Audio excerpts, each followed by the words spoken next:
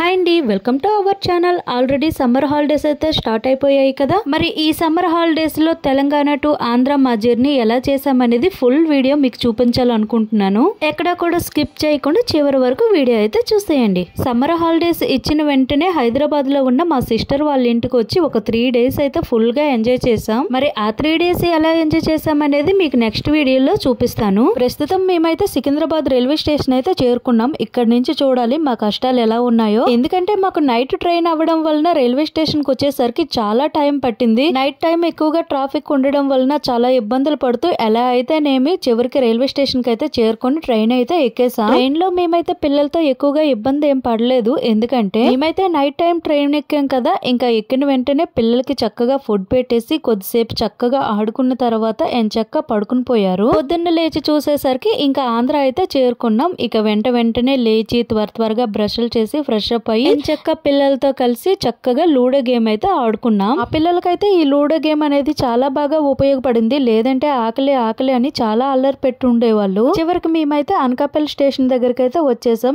ఇంకొంచెం దూరం వెళ్ళినట్లయితే వైజాగ్ స్టేషన్ అయితే వచ్చేస్తుంది.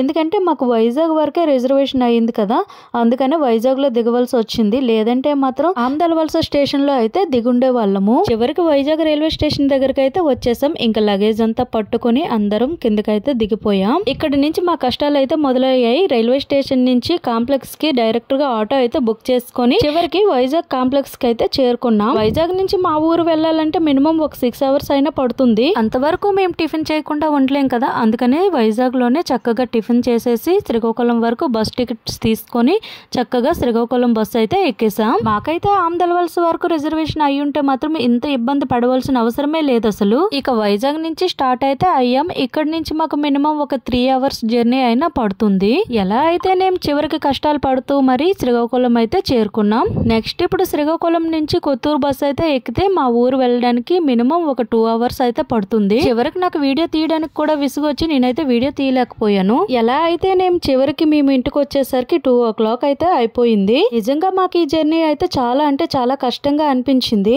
మరి తెలంగాణ టు ఆంధ్ర మా జర్నీ ఎలా అనిపించిందో కామెంట్ బాక్స్ లో కామెంట్ చేయడం మాత్రం మర్చిపోవద్దు. అలానే ఈ వీడియో చూసిన వారు ఎవరైనా సరే ప్లీజ్ లైక్ అండ్ సబ్స్క్రైబ్ చేయడం మాత్రం మర్చిపోవద్దు. మరి ఈ సమ్మర్ లో మేము ఎలా ఎంజాయ్ చేసామనేది ప్రతి ఒక్క వీడియో కూడా మీకు చూపించడం జరుగుతుంది. Thank you for watching.